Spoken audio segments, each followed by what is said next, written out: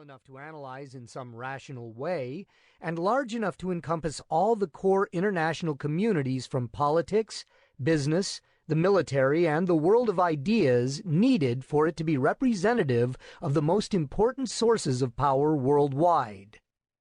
The most common question I have been asked since undertaking this book is there a list? As it happens, there is. Many people have suggested I publish it, partly because people love lists, but mostly because many of those who are members of the superclass, or who aspire to be, are interested in seeing who is in and who is not. But publishing such a list would be an exercise in futility. The day after it was published, it would be obsolete. As I noted earlier, power is transient. Many members of the superclass qualify because of jobs they hold, but people come and go from such jobs.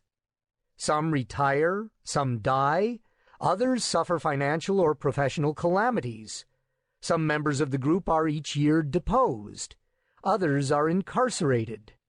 For these reasons, I have attempted to include a few sublists to illustrate the overall nature of the group. But I have done so with the clear recognition that I am painting a picture of a moving object. Some, mostly Americans, have suggested that by using the word class, I am at risk of entering the intellectually disreputable territory of Marxism and class warfare.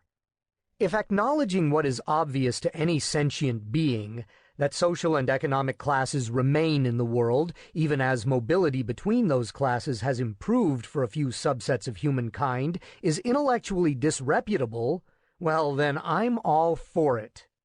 In fact, I embrace it. This book is, by its nature, very much about the gross inequality in the distribution of power and wealth in the world. My position is that these are issues we ignore at our peril. In practical terms, in political terms, and perhaps most of all, in moral terms.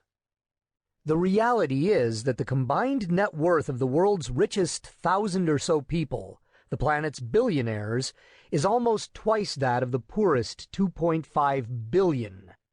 The human race may have made great progress over the centuries, but such disparities are an indictment of our civilization, and I believe they are a threat to its stability.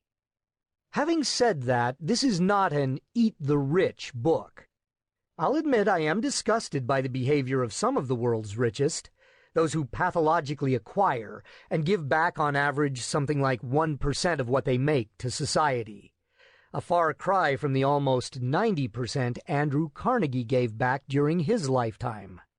And certainly one cannot help but be disturbed and often horrified by those who abuse political or military power, often to the detriment of the most helpless. But there are many deservedly respected and accomplished members of the superclass, individuals who have offered a great deal to the world. In every pursuit there are the best and the brightest, the people who rise to the top by virtue of their merits, and immense good often comes from their leadership. So, in the end, every era has its elites, and has a complex relationship with them. This is also not a volume for conspiracy theorists. I do believe that some of the networks that exist among the most powerful people in the world have enabled a remarkable few to shape the global system, and often to set the terms of our discussions about that system. But I have seen enough of the world of backroom conversations and discreet meetings of the powerful to know that conspiracies are hard to come by. These elites are in fact riven with differences and challenged by the practical impossibility of most conspiracies. Old fantasies about world domination just don't add up.